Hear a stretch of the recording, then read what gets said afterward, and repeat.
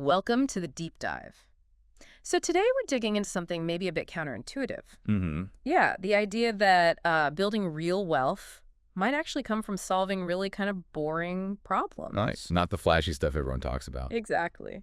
We've seen some interesting sources suggesting that focusing on these, unglamorous, everyday needs could be a super solid path to success. Forget the trends, find the overlooked issues. It's a really interesting angle, isn't it? Because the narrative is always about disruption, the next big thing. Yeah. But these ideas focus on, well, consistency, needs that people genuinely want solved and they'll pay for it. Think Yeah. about like the stability in that. Okay, so let's unpack that. Why is chasing the hot trends like crypto, AI, whatever's next?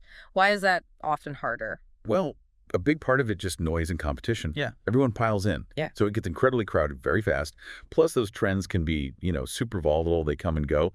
But fundamental problems, they tend to stick around. That makes a lot of sense. Which brings us to this idea of the appeal of boring businesses. It sounds kind of funny. It does, but there's truth to it. I mean, think about it. A business that just works, solves a real problem, makes money consistently, but maybe doesn't make headlines? Yeah. Well, it probably has way less competition. That means more stability, maybe more longevity. There's something kind of, dare I say, sexy about predictable profit without a dogfight for market share. Okay. And the examples we saw really drive this home, like the business cleaning trash bins every month. Yeah, super simple. Right. But it's franchised. That tells you something. People really don't want to do that job. Exactly. It's recurring. It's unpleasant. People will pay to make that hassle disappear. And the franchise model just proves it's scalable because the need is, well, pretty universal if you have a trash bin. Then there was the remote service organizing digital files for small companies. Sorting cloud folders, renaming PDFs. Yeah, not exactly glamorous tech, but apparently a six-figure business solving that digital mess. And that's a huge pain point. Yeah. Small businesses drown in that stuff. It kills productivity. So offering a service to just fix that, that's real value. Takes a tedious, necessary task off their plate. And the last one, the sauce product, the software for dentists, improving appointment scheduling. Right. Solved one specific annoying thing and boom, multi-million-dollar acquisition in 2 years. That shows the power of niching down, doesn't it? Yeah. Find a very specific, very annoying problem in one industry and solve it well.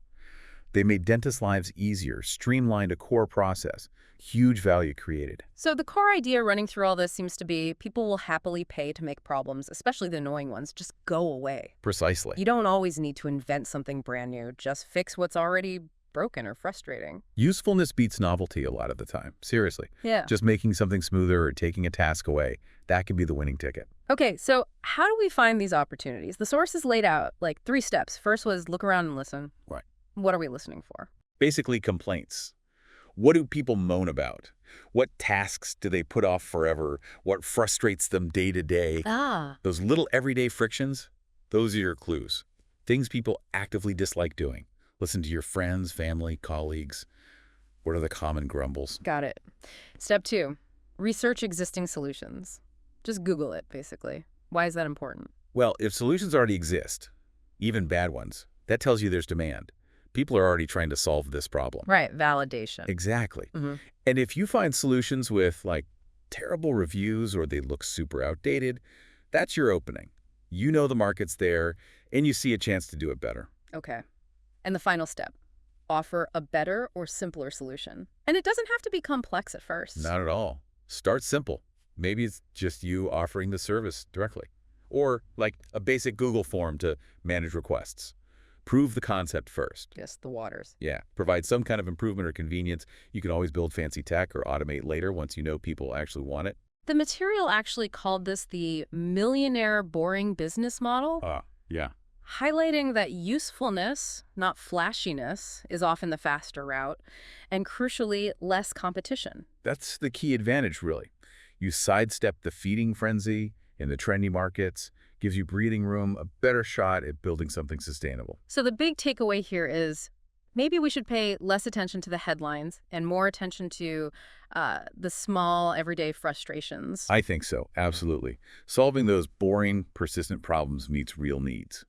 And meeting real needs, that's how you build a genuinely valuable, often very profitable business. Definitely food for thought. So here's something to ponder. What's that one little nagging problem in your own life or that you see around you constantly that might actually be a hidden gem, a real opportunity just waiting? Thanks for diving deep with us.